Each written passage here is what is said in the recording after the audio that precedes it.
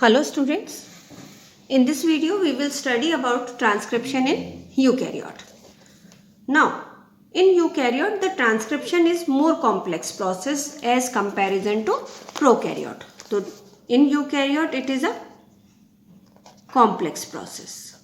Okay. किसके comparison में? Compare to prokaryote. Now, what are the complexities है ना? What are the complexities? तो क्या क्या complexities है? तो what are the complexities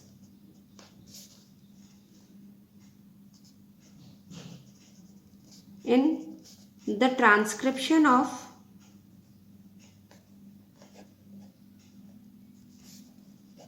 eukaryote? अब क्या इनके अंदर कॉम्प्लेक्सिटीज है that we will study simultaneously when we are doing the transcription process. तो सबसे फर्स्ट चीज है बेटा, आप लोगों को बताया था कि DNA dependent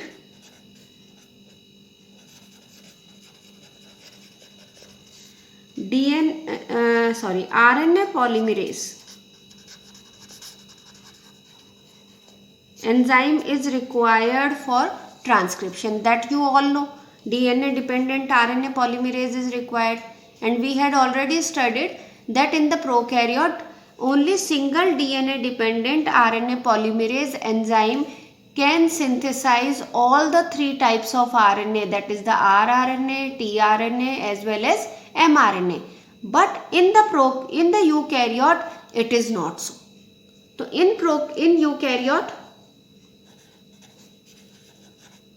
eukaryote three types of, short में मैं इसको सिंपली आरएनए पॉलीमरेज लिख देती हूँ बेटा. 3 types of RNA polymerase are required for the synthesis of mRNA, tRNA and rRNA. तो सबसे पहले हम देखेंगे कि क्या कौन कौन से RNA पॉलीमरेज किस किस को ट्रांसक्राइब करते हैं. तो सबसे फर्स्ट आता है बेटा, हम लेते हैं RNA polymerase 1. Okay, RNA polymerase 1 enzyme जो है it transcribe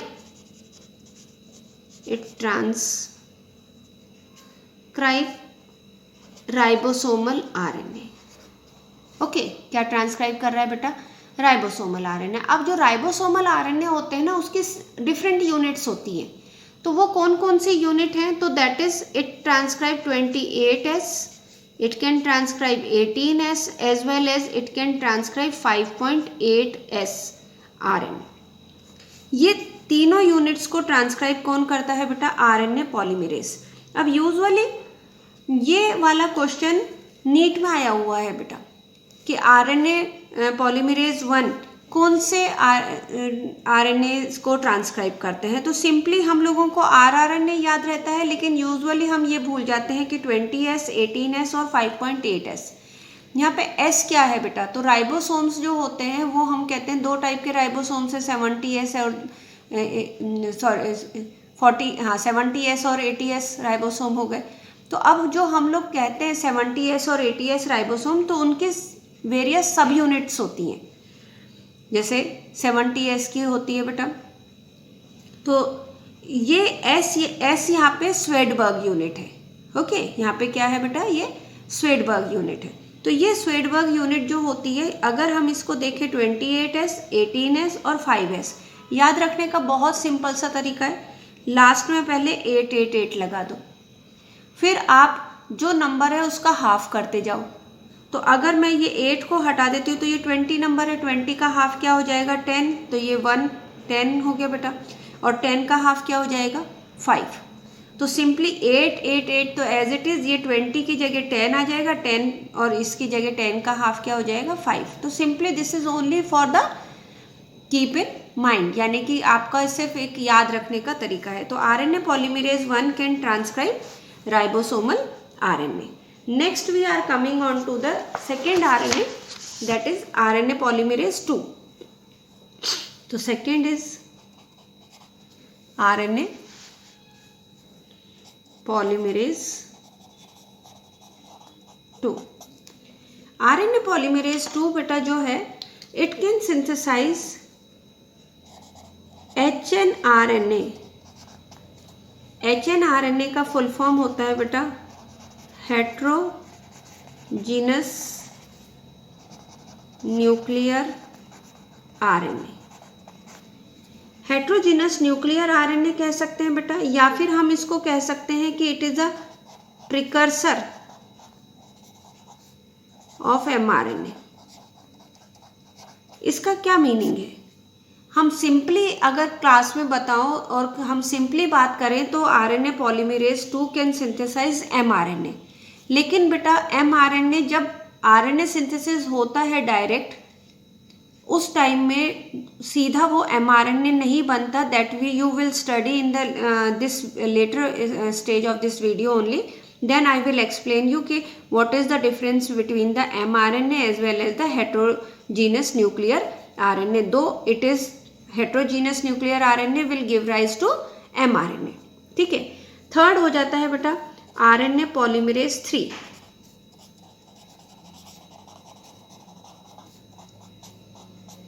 RNA polymerase 3 is responsible for the tRNA।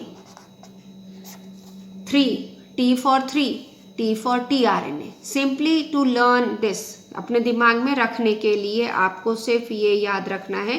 तो that is RNA polymerase 3 is responsible for the synthesis of tRNA। इसके अलावा और ये क्या बनाते हैं बेटा?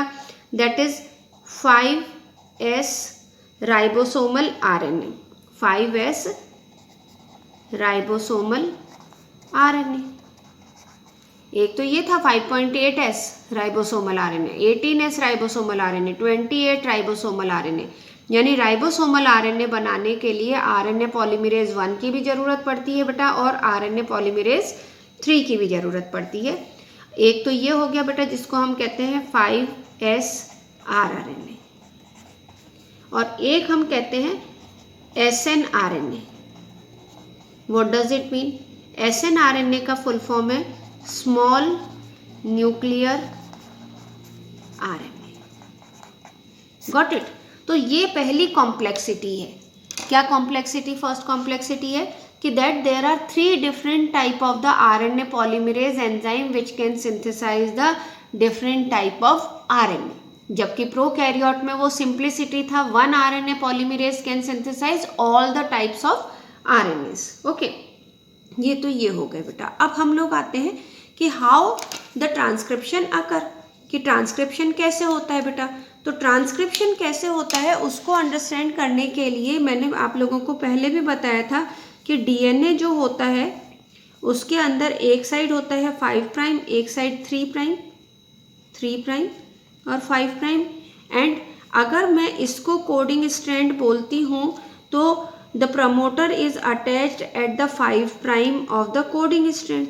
तो यहाँ पे प्रमोटर अटैच है बेटा upstream, and terminator is present at the 3 end of the coding strand, that is the down stream. जहाँ पे भी 3 आता है वो डाउन स्ट्रीम, जहाँ पे भी 5 होता है उसके लिए वर्ड यूज होता है अप स्ट्रीम।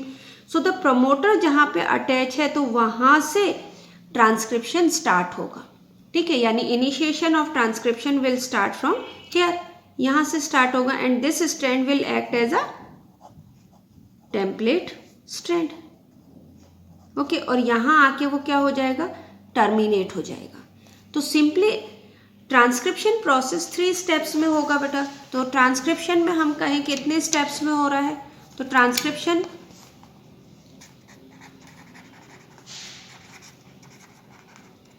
अकर इन 3 स्टेप्स। 3 स्टेप्स में होगा बच्चे। अब ये 3 स्टेप्स क्या क्या है? ये 3 स्टेप्स हैं बेटा। First is the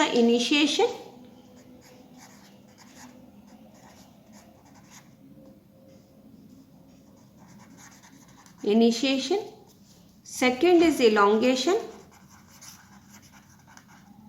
end third is termination. ये 3 स्टेप है बेटा, इनिशिएशन, elongation एंड टर्मिनेशन। तो सबसे फर्स्ट हम लोग लेते हैं बेटा दैट इज इनिशिएशन।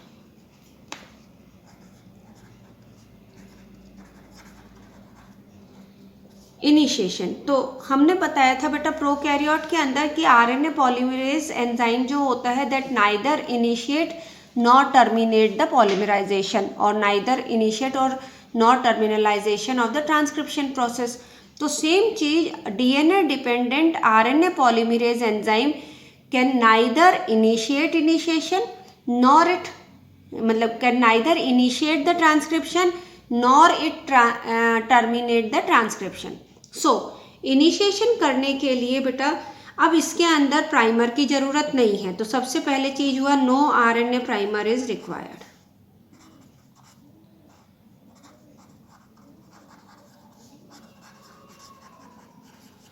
कि आरएनए प्राइमर की जरूरत नहीं है। सेकेंड थिंग, सेकेंड क्योंकि RNA polymerase can not initiate, तो actually initiation of transcription require some protein factor. किसकी जरूरत पड़ती है उनको? कुछ प्रोटीन फैक्टर्स की जरूरत पड़ती है बेटा, है ना। तो उन्हें क्या कहा जाता है? उन्हें कहा जाता है ट्रांसक्रिप्शन फैक्टर।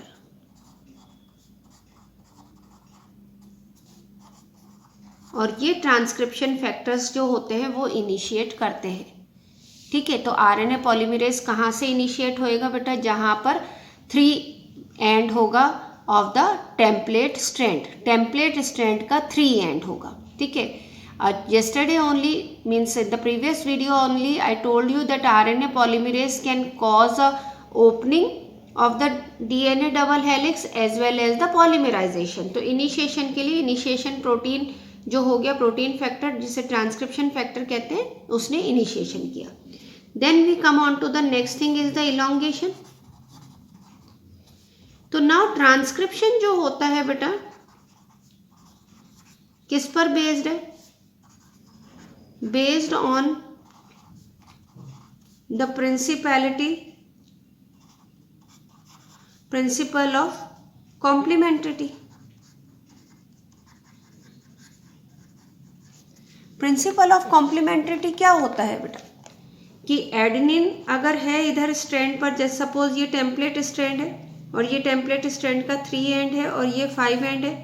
यहाँ पे सपोज ए टी सी ए जी सी ये ओपन है।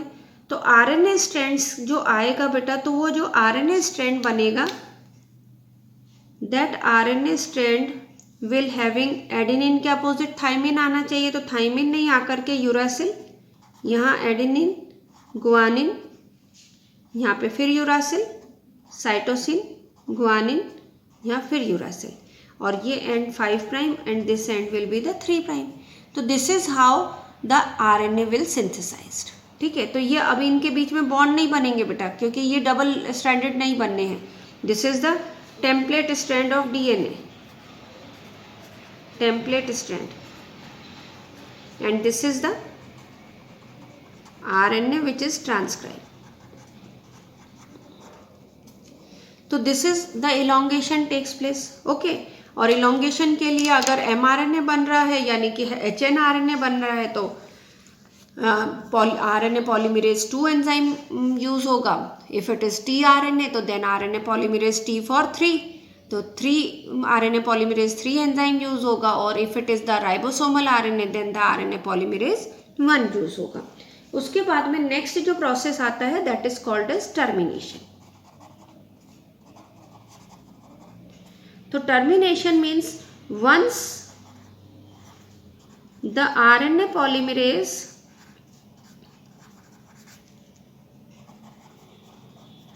Reaches to terminator. कहाँ पर पहुंचे बेटा? टर्मिनेटर पर पहुंचेगा, तो देन इट गेट सेपरेटेड। कौन सेपरेट हो जाएगा बेटा? आरएनए पॉलीमरेज सेपरेट हो जाएगा। जब आरएनए पॉलीमरेज सेपरेट हो जाएगा तो this RNA strand will get separated from the DNA. DNA से क्या हो जाएगा वो बेटा, सेपरेट हो जाएगा। तो this is how the transcription occur. तो ये तो था ट्रांसक्रिप्शन का प्रोसेस।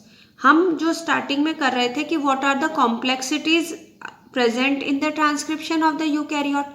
पहला हमने कॉम्प्लेक्सिटी कर ली that there are 3 different type of the RNA responsible for the synthesis of 3 different type of RNA polymerase are required for the synthesis of different type of RNA। अब second complexity पर आते हैं। तो the RNA which is synthesise like this, जो RNA ये बना, suppose हम mRNA बनाना है, तो ये जो RNA बना it is called as HNRNA। What it is called as HNRNA। और यहाँ पे अगर ये बना रहे हैं तो कौन सा एंजाइम यूज होगा बेटा, एंजाइम यूज होगा आरएनए पॉलीमरेज 2, है ना। डीएनए डिपेंडेंट तो लिखना ही है, मैं शॉर्ट में लिख रही हूँ इसलिए इसको हरदम RNA polymerase, otherwise it is DNA dependent RNA polymerase. Now ये जो HNRNA बना, how this HNRNA will convert into the mRNA, functional mRNA बनने के लिए इसमें क्या क्या चेंजेस होंगे।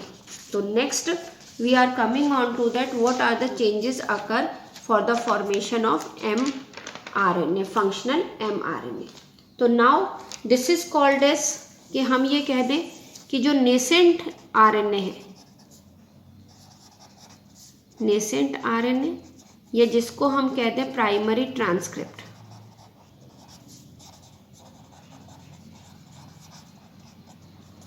तो जो प्राइमरी ट्रांसक्रिप्ट होता है बेटा, वो आरएनए किस तरह का होता है, सिंपली सपोज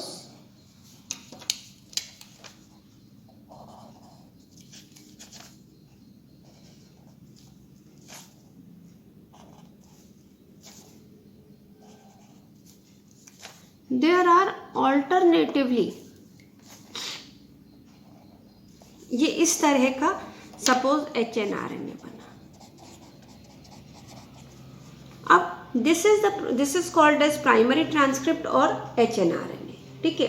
अब ये जो प्राइमरी ट्रांसक्रिप्ट है इसके अंदर बेटा अलग अलग कलर से जो मैंने बनाया है, तो सपोज ये रेड कलर से जो बनाए हैं, दीज आर सिंपली मैं ये कहूँ कि दीज आर इंट्रॉन। ये क्या है बेटा, इंट्रॉन है। और जो ब्लू से बनाए हैं दीज आर द एक्सॉन। तो ये इंट्रॉन, ये एक्सॉन, फिर रेड कलर वाले क्या हो जाएंगे, इंट्रॉन, ये exon, this is intron, this is exon, this is intron. अब what are these intron and exon, actually these are having the nitrogenous base, यानी कि इनके पास कोडोन्स प्रेजेंट होते हैं। क्या प्रेजेंट होते हैं बेटा, कोडोन्स प्रेजेंट होते हैं। तो अब ये कोडोन किस तरह के हैं, तो वो सिंपली अगर हम लोग देखते हैं तो ये कह सकती हूँ कि इंट्रॉन्स जो होते हैं they are the functional sequence, ठीक है। क्या है एक्सॉन्स, फंक्शनल सीक्वेंस है, फंक्शनल बेस सीक्वेंस है, यानी कि intron will further give rise to amino acid. आगे इसमें क्या अटैच होंगे बेटा, अमीनो एसिड। और एक्सॉन जो होते हैं they are non functional base sequence. ये क्या होते हैं बेटा, नॉन फंक्शनल बेस सीक्वेंस है। इसका मतलब ये है कि जब ट्रांसक्रिप्शन होने के बाद ट्रांसलेशन होना है तो एक्सॉन्स वाले सेगमेंट्स जो हैं they does not play any role in the translation. इसलिए जिस चीज़ का रोल ही नहीं होना, जो चीज़ काम ही नहीं करनी, उनको क्या कर देना अच्छा रहता है बेटा, रिमूव कर देना अच्छा रहता है। जैसे सपोज मैं एक एग्जांपल देती हूँ आप लोगों को कि अगर हमें कहीं स्पोर्ट्स मीट है और स्पोर्ट्स मीट में जाना है, तो सपोज मेरे पास ये बच्चे हैं, suppose these are the students, ठीक है। अब इन स्टूडेंट्स में से मैं कह रही हूँ हमें स्पोर्ट्स मीट में जाना है बेटा। अब इस स्टूडेंट ने कहा कि मैम मैं तो नहीं दौड़ सकता, क्यों, क्योंकि मेरे तो पाँव में लगी हुई है। तो ओके, इस वाले ने कहा कि मैम मैं भी नहीं दौड़ सकता। भाई क्यों नहीं दौड़ सकता? कि या मैं कहूँ चलो ठीक है आप गेम खेल लो, बोले मैम मुझे तो गेम खेलना नहीं आता है। जैसे अगर हम लोग बास्केटबॉल के लिए जा रहे हैं और इसको बास्केटबॉल आता ही नहीं है, तो बेटा क्या हम इन्हें स्पोर्ट्स मीट में ले जाएंगे कि भाई चलो तुम भी चलो स्पोर्ट्स मीट में? नहीं, हम इनको टीम में जगह नहीं देंगे। क्यों नहीं देंगे? बिकॉज इनके पैर में लगी हुई है, इनको खेलना नहीं आता है। तो यानी ये दोनों क्या हुए बेटा? Non functional. तो नॉन फंक्शनल को हम क्या कर देंगे? रिमूव कर देंगे। रिमूव करा तो अब हमारे पास टीम कितनी रह गई है? ओनली दिस इज, तो it is called as functional, है ना। तो ये ही बाहर जाएंगी और ये कहाँ रह जाएंगे बेटा? घर में। ये अंदर ही रह जाएंगे घर में और ये क्या होंगे? बाहर जाएंगे। तो सिंपली याद रखने का तरीका है, इंट्रॉन जो इनसाइड ही रह जाए, घर में ही रह जाए, ठीक है, दे आर, सॉरी बेटा मैं ये रॉन्ग कर गई, exons are non functional, sorry introns are non functional and exons are functional base sequence. Okay, very sorry. Okay, तो introns are non functional base sequences, they will not give rise to amino acid, तो no amino acid. And exons जो है वो क्या है बेटा? Functional base sequence है। तो जब ये फंक्शनल बेस सीक्वेंस है तो naturally they will give rise to amino acid, यानी they will play part in the translation. तो सिंपली ये लर्न करने का तरीका है, जो अंदर रह जाएंगे बेटा inside the room, they will be non functional, and those you will exit out, जो बाहर जाएंगे वो ही क्या हो रहेंगे? फंक्शनल रहेंगे। तो exons are the functional base sequences. तो अब बेटा ये एक्सॉन फंक्शनल है, ये फंक्शनल है, ये फंक्शनल है, these are non functional. Okay, तो now the non functional has to be removed. Non functional sequence को क्या करना चाहिए? रिमूव करना चाहिए। लेकिन क्या होता है कि प्राइमरी ट्रांसक्रिप्शन में पहला स्टेप जो होता है, the first step is called as capping. ये वाला एंड 5 एंड होता है बेटा। सिंपली मैं एक और बना देती हूँ क्योंकि always starts with the exon, exon, ठीक है, 5 end ends with also an exon, 3 end. Okay, तो नाउ दिस इज कैपिंग। तो कैपिंग कहाँ होता है बेटा? तो कैपिंग अकर एट 5 प्राइम। कहाँ पर कैपिंग होगी बेटा? 5 प्राइम पर होगी। और ये कैपिंग क्या होगी बेटा? किसकी? 5 प्राइम ऑफ HNRNA। और कैपिंग के दौरान में क्या अटैच होता है? तो कैपिंग के दौरान में जो अटैच होता है एक unusual nucleotide, N unusual nucleotide. और वो अनयूजुअल न्यूक्लियोटाइड क्या है बेटा? वो अनयूजुअल न्यूक्लियोटाइड है मिथाइल गुआनोसिन। क्या है वो? Methyl guanosine triphosphate. ओके, तो ये जो मिथाइल गुआनोसिन ट्राइफॉस्फेट एक अनयूजुअल न्यूक्लियोटाइड है, ये अटैच होगा बेटा कहाँ पर? At the 5 prime of the heteronuclear RNA। तो पहला स्टेप हो गया बेटा कैपिंग। सेकेंड स्टेप जो होगा that is called as splicing. तो अब सिंपली अगर मैं स्ट्रक्चर बनाती हूँ, again this is exon, intron, exon, intron, exon, intron and exon. यहाँ पर कौन सा एंड है बेटा? 5 प्राइम। 5 प्राइम पर क्या हो गया बेटा? कैपिंग हो गया, फर्स्ट स्टेप। अब इसके बाद इसमें क्या होगा बेटा? स्प्लाइसिंग। स्प्लाइसिंग का मतलब होता है कटिंग। तो अब कट होने के लिए जो एंजाइम चलेगा वो चलेगा बेटा एंडोन्यूक्लियेज एंजाइम। अब ये endonuclease enzyme along with the certain protein factor, ये इसको कट करेंगे। तो ये कट ऐसे नहीं होएगा कि यहाँ से ये कट हुआ, यहाँ से कट हुआ, नहीं तो क्या होंगे? ये तो टुकड़े टुकड़े फ्रेगमेंट्स हो जाएंगे। तो जब ये फ्रेगमेंट अलग हो गया, ये फ्रेगमेंट अलग हो गया, ये फ्रेगमेंट अलग हो गया, ये फ्रेगमेंट अलग हो गया, तो how they will get segregate. और सेग्रीगेट भी अगर होंगे तो ये फर्स्ट नंबर, सेकंड, थर्ड और फोर्थ, हो सकता है फर्स्ट के साथ पहले फोर्थ जुड़ जाए या फिर सेकंड थर्ड जुड़ जाए। तो उसके लिए क्या प्रोसीजर है, एक सीक्वेंशियल प्रोसीजर होता है जिसके अंदर ये एक्सॉन और फिर ये वाला जो इंट्रॉन है, this will form like this. ये पिंच आउट कर दिया इसको, फिर exon, then again pinch off this one, then again this third, and this one is also pinch off, and this fourth. Okay, तो यहाँ पे कैप पर ये कैपिंग हो गई बेटा 5 प्राइम पर, ये स्मॉल पिंच्ड ऑफ हुए, तो these are called as RNA splicing हो रही है। तो यहाँ पे क्या चल रहा है बेटा, आरएनए स्प्लाइसिंग। अब जो आरएनए स्प्लाइसिंग हो रहा है वो हम किसकी वजह से हो रहे हैं, तो they are remove with the help of SNR। किसकी हेल्प से हो रहा है, SNRNP। SNRP को हम लोग शॉर्ट फॉर्म में प्रोनाउंस कर सकते हैं बेटा स्नप,